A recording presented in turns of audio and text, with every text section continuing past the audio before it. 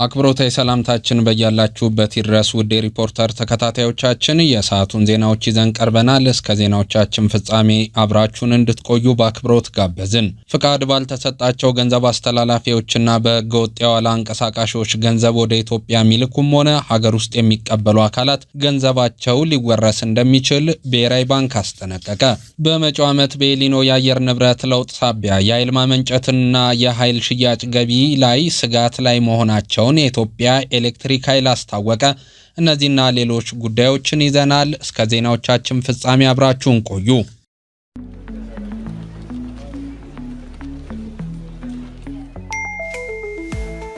ለሰራተኞች ደሞዝና ተጨማሪ ክፍያዎችን ለመፈጸም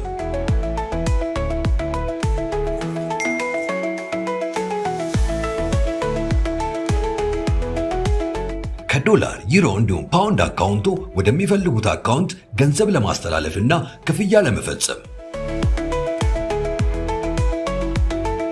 የረጅም ጊዜ የባንክ ስቴትመንቶችን በቀላሉ ለማግኘት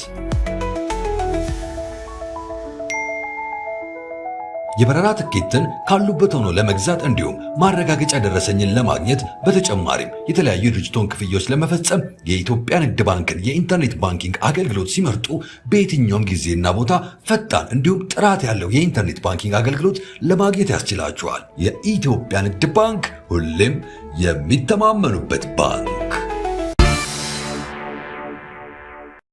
ፍቃድ ባልተሰጣቸው ገንዘብ አስተላላፊዎችና በህገወጥ የዋላ አንቀሳቃሾች ገንዘብ ወደ ኢትዮጵያ የሚልኩም ሆነ ወደ ሀገር ውስጥ የሚቀበሉ አካላት ገንዘባቸው ሊወረስ እንደሚችል ብሔራዊ ባንክ አስጠነቀቀ።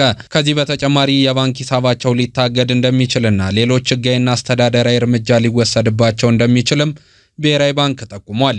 ባንኩ ከዚህ ቀደም ፍቃድ ባላገኙ የገንዘብ ማስተላለፊያ ወኪሎችና ህገወጥ የዋላ አውታሮች አጠቃቀም ላይ ጥብቅ ማሳሰቢያዎችን ያስተላለፈ ሲሆን እንዲህ ያሉ ድርጊቶች በኢትዮጵያ ህግ የተከለከሉ መሆናቸውንና ገንዘብ ላኪዎችም ሆነ ተቀባዮችን ከፍተኛ የገንዘብና የቁጥጥር ስጋት ላይ ሊጥሉ እንደሚችሉም አጽንኦት ሰጥቷል።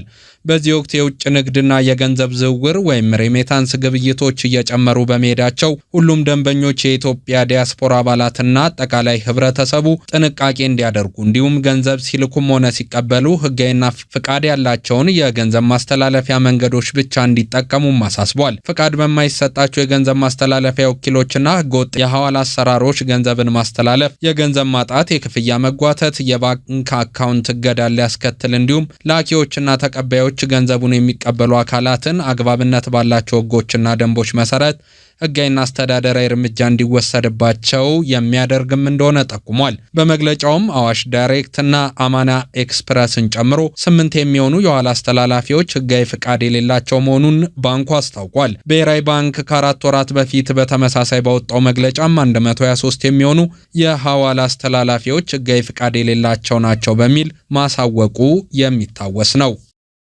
በመጪው ዓመት በኤሊኖ የአየር ንብረት ለውጥ ሳቢያ የኃይል ማመንጨትና የኃይል ሽያጭ ገቢ ላይ ስጋት መደቀኑን የኢትዮጵያ ኤሌክትሪክ ኃይል አስታወቀ።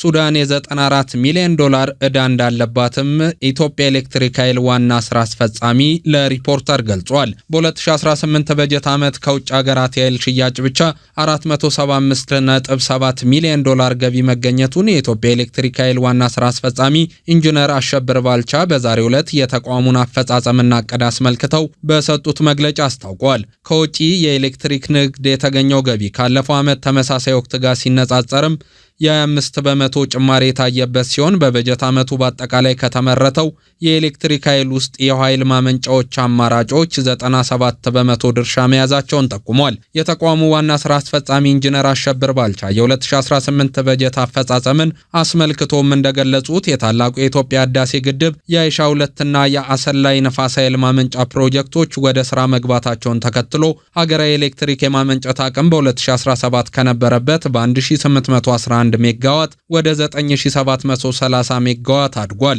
የኢትዮጵያ ኤሌክትሪክ ኃይል በ2018 በጀት ዓመት ለሀገር ውስጥና ለውጭ ሀገራት ካቀረበው የኃይል ሽያጭ እንዲሁም ከተለያዩ የገቢ ምንጮች ካለፈው ዓመት በግማሽ የሚበልጥ እድገት አሳይቶ 124.2 ቢሊዮን ብር ገቢም አግኝቷል። ከኢትዮጵያ የኤሌክትሪክ ኃይል ከሚገዙ ሀገራት መካከል አንዷ የሆነችው ሱዳን በጦርነት ውስጥ ባለችበት በዚህ ወቅትም ከአንድ ወር ገደማ በፊት ካርቱምን ጨምሮ በሰፊ የሀገሪቱ ክፍል የኤሌክትሪክ ኃይል መቋረጡን ተከትሎ ከኢትዮጵያ የሚገባው የኤሌክትሪክ ኃይል በመቋረጡ ምክንያት ነው በማለት ባለስልጣናቱን ሲወቅሱም ነበር።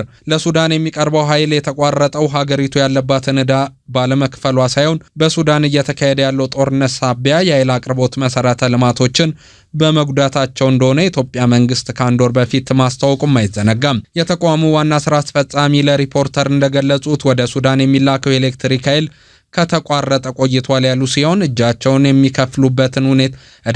የሚከፍሉበትን ሁኔታ በተመለከተ ኢትዮጵያና ሱዳን የመግባቢያ ስምምነት ተፈራርመው የነበረ ቢሆንም በጦርነቱ መባባስ ሂደቱ በመስተጓጎሉ አሁን ሱዳን ያልተከፈለ $94 ሚሊዮን የሚበልጥ ዕዳ አለባት። ሀገሪቱ ከጦርነት ስትረጋጋ ምን ጠይቀው ይሆናል ሲሉም ኢንጂነር ባልቻ ተናግሯል። የተቋሙ ዋና ስራ አስፈጻሚ ኢንጂነር አሸብር ባልቻ የ2019 በጀት ዓመት እቅድን በተመለከተ እንደገለጹት ደግሞ በበጀት ዓመቱ 32134 ጊጋዋት ሰዓት በማመንጨት ለሀገር ውስጥ 29884.64 ጊጋዋት ሰዓት እንዲሁም ለውጭ ሀገራት 2249.36 ጊጋዋት ሰዓት ላይ ለማቅረብ ታቅዷል። በመጪው ዓመት የኤሊኖ የአየር ንብረት ለውጥ በኢትዮጵያ ኤሌክትሪክ ኃይል ማመንጨት ስራዎችና በኃይል ሽያጭ ገቢ ላይም አሉታዊ ጫና ሊያሳድር እንደሚችል ዋና ስራ አስፈጻሚው ጠቁመዋል። ባለፈው ዓመት የጸደቀው የንብረት ማስመለስ አዋጅ ቁጥር 1364/2025 ወደ ትግበራ ከገባ በኋላ ከ6.8 ቢሊዮን ብር በላይ ሀብት ማስመለስ መቻሉ ተገለጸ። በተጨማሪም በሰው ልጆች የመነገድና ሰዎች በህገወጥ መንገድ ድንበር በማሻገር ወይም በማዘዋወር ወንጀል ዙሪያ በተደረገ ክትትልና የምርመራ ስራ ከ4000 በላይ ሰዎች በህገወጥ መንገድ ያዘዋወሩ ቀንደኛ ተጠርጣሪዎች በቁጥጥር ስር መዋላቸው ተገልጿል። ይህ የተገለጸው ዛሬ በተካሄደው የፍትህ ሚኒስቴርና የክልል ፍትህ ቢሮዎች 10ኛ የጋራ ጉባኤ መድረክ ላይ ነው። ጉባኤው በዋናነት እየመከረ የሚገኘው በተደራጀ መንገድ በሰው ልጆች የመነገድና ሰዎችን በህገወጥ መንገድ ድንበር የማሻገር ወንጀሎች እንዲሁም በንብረት ማስመለስ አዋጅ አተገባበር ዙሪያ መሆኑን ፍትህ ሚኒስቴር ያወጣው መግለጫ ይገልጻል። የንብረት ማስመለስ አዋጅ ባለፈው ዓመት ጸድቆ ወደ ትግበራ ከገባ በኋላ በርካታ ተግባራት መከናወናቸው የተገለጸ ሲሆን ለአብነትም በወንጀል የተገኘ ሀብትን ለማስመለስ በ2018 ዓ.ም በተደረገ ጥረት ከ2.3 ቢሊዮን ብር በላይ ሀብት እንዲመለስ መደረጉም ተገልጿል። የንብረት ማስመለስ አዋጅ ወደ ኋላ ተመልሶ እንዲሰራ የሚፈቅድ ድንጋጌ መያዙ የሚታወቅ ሲሆን ይህም ማለት አዋጁ ከመጽደቁ በፊት በተፈጸመ ወንጀል የተገኘ ሀብትን ማስመለስ የሚያስችል ነው። በዚህ መሰረት ከ2014 እስከ 2018 ባሉት ዓመታት በተፈጸሙ ወንጀሎች የተገኘ ሀብትን ለማስመለስ በተደረገ ክትትልና ምርመራ ከ4.5 ቢሊዮን ብር በላይ ሀብት ማስመለስ መቻሉን ፍትህ ሚኒስቴር ያወጣው መግለጫ አመላክቷል። በመሆኑም የንብረት ማስመለስ አዋጅ ጸድቆ ወደ ትግበራ በገባ በአንድ ዓመት ጊዜ ውስጥ በተከናወኑ የምርመራ ስራዎች ብቻ በድምሩ 6.8 ቢሊዮን ብር ሀብት ተመላሽ መደረጉን መግለጫው አስረድቷል። ከወንጀል የተገኘ ንብረትን በማስመለስ ሂደት ውስጥ የቅድመ ጥቆማ፣ የፋይናንስ የምርመራ ስልት፣ የወንጀል ሰንሰለቱን በመበጣጠስ ረገድ ቁልፍ አስተዋጽኦ የነበረውና አዋጭነቱም የተረጋገጠ መሆኑን የፍትህ ሚኒስቴር በመግለጫው አመላክቷል። በሌላ በኩል በሰው ልጆች የመነገድና በህገወጥ መንገድ ሰዎችን በማዘዋወር ወይም ድንበር በማሻገር ወንጀሎች ዙሪያ ተጠያቂነትን ለማረጋገጥ የፌዴራል አቃቤ ሕግ፣ ፖሊስና ብሔራዊ መረጃና ደህንነት በጋራ በመሆን አዲስ የምርመራ ስልት ተከትለው ዋና ዋና የሚባሉ ህገወጥ አዘዋዋሪዎችን በመያዝ ክስ መመስረታቸው ተገልጿል።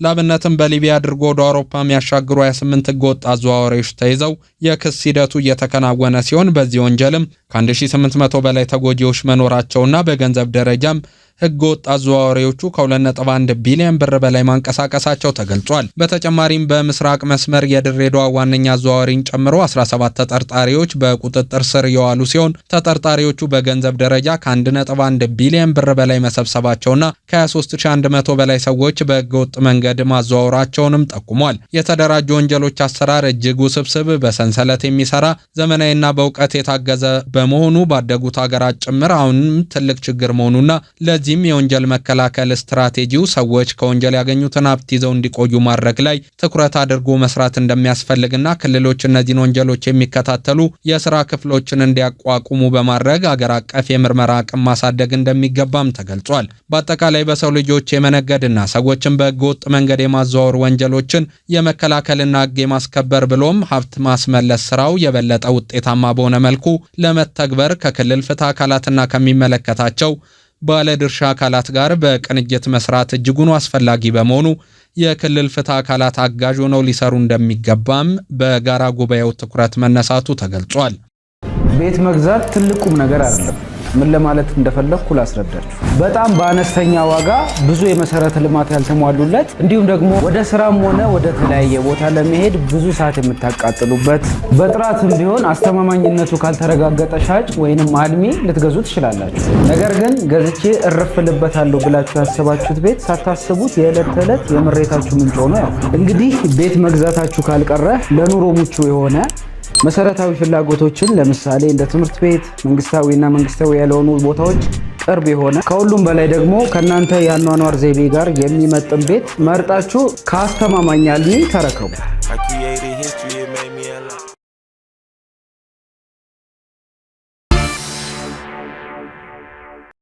ውድ የሪፖርተር ተከታታዮቻችን ለሰዓቱ ያዝናቸው ዋና ዋና ዜናዎች እነዚህን ይመስሉ ነበር። ሰናይ ጊዜ ተመኘን።